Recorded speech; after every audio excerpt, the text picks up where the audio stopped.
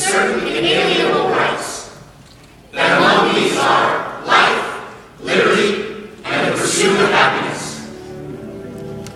Almost 250 years ago in Philadelphia, a dream was born.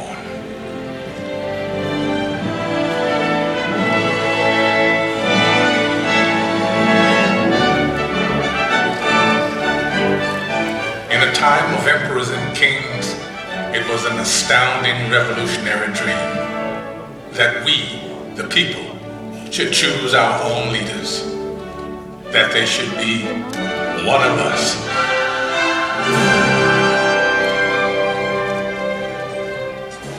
This was a dream born of fire, safeguarded by sacrifice during a brutal winter at Valley Forge.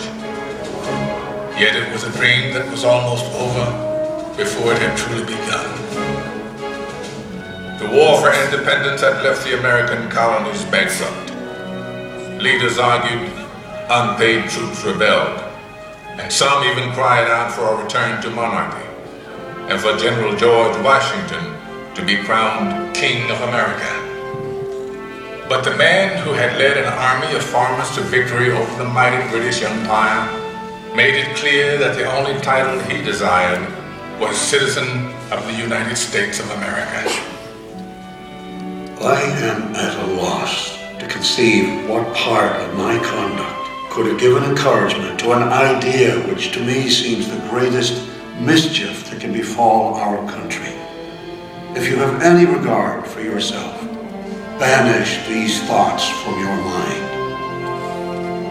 But when the new nation finally adopted its constitution, and it came time to elect its first president, there were no doubts about who that president should be. Only he had such doubts. I fear my countrymen will expect too much of me. I walk on untrodden ground.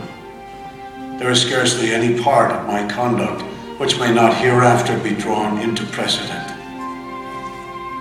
In the end, Washington set the most important precedent of all. The man who could have been king stepped down after 2 terms in office and took his place again amongst the people. By insisting that he was, above all other things, one of us, he made it possible for any of us to dream of serving the nation in its highest office. And one day, sure enough, it came to pass that a man who wasn't an aristocrat aspired to the office of president. Andrew Jackson was a battle-forged frontiersman, and according to his predecessor, President John Quincy Adams, a barbarian who cannot write a sentence of grammar and can hardly spell his own name. To which Jackson merely replied, "It's a damn poor mind indeed that can't think of at least 2 ways to spell a word." He may have lacked a formal education, but he was tough and brilliant. Just the ticket for a new nation of Americans struggling to turn a dream into an enduring reality. They swept Jackson into office by a landslide, and then descended on his inauguration, determined to shake his hand in person. Why, 20,000 country people shoved to get in the door, track their muddy boots across the carpet. And my dear, they would be here still if we hadn't placed tubs of punch out on the lawn. Washington's elite fumed, but Jackson loved it, for these were his people. He was proud to be one of us.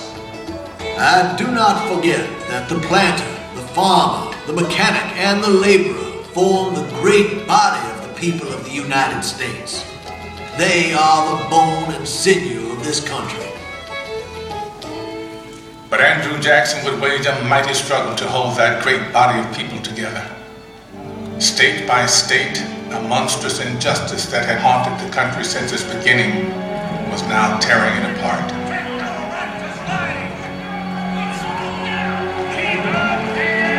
As civil war threatened, we searched deep in our heartland for a leader equal to the ordeal ahead.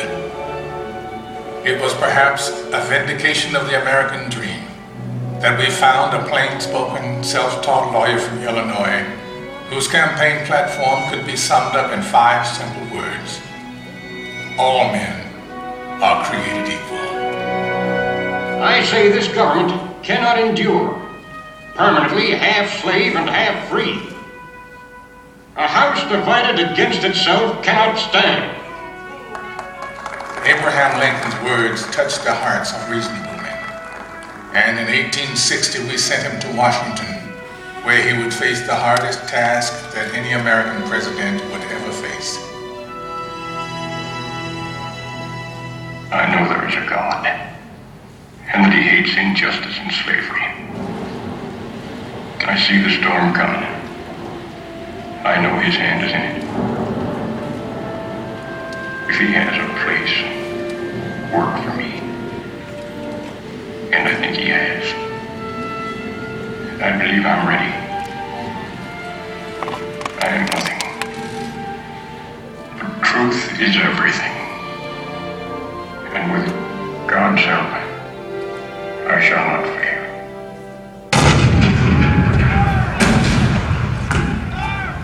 April 12, 1861, Fort Sumter. The cannon spoke for war, bitter, violent, and devastating.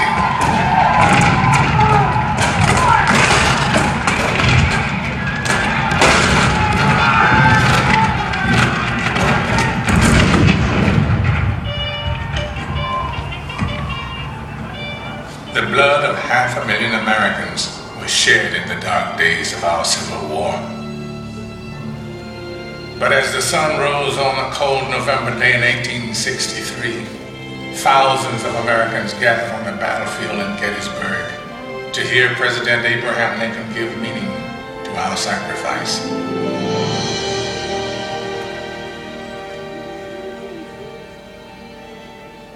Fourscore and 7 years ago, our fathers brought forth on this continent a new nation, conceived in liberty and dedicated to the proposition that all men are created equal.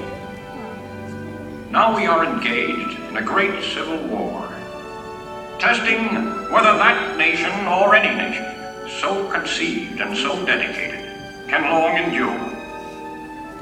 We are met on a great battlefield of that war.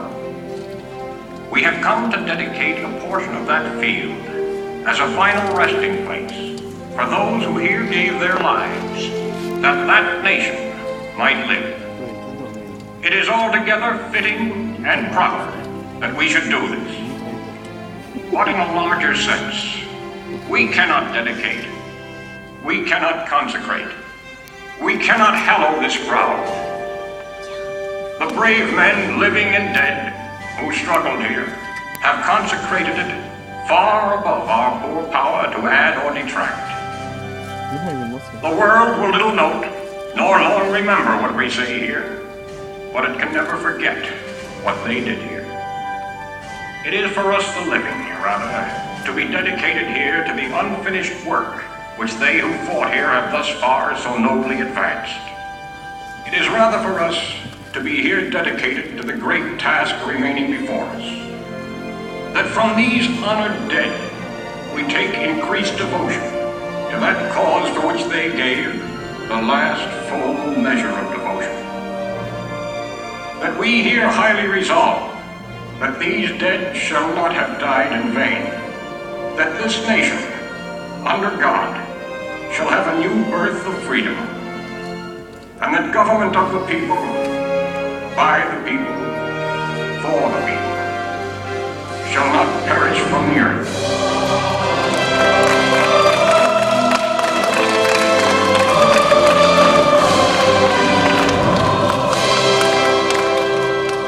This nation did have a new birth of freedom. And as our frontiers pushed west, we looked for new leaders that embodied our bold and new spirit. Leaders like Theodore Roosevelt, born to wealth and privilege, but imbued with the spirit of the American frontier.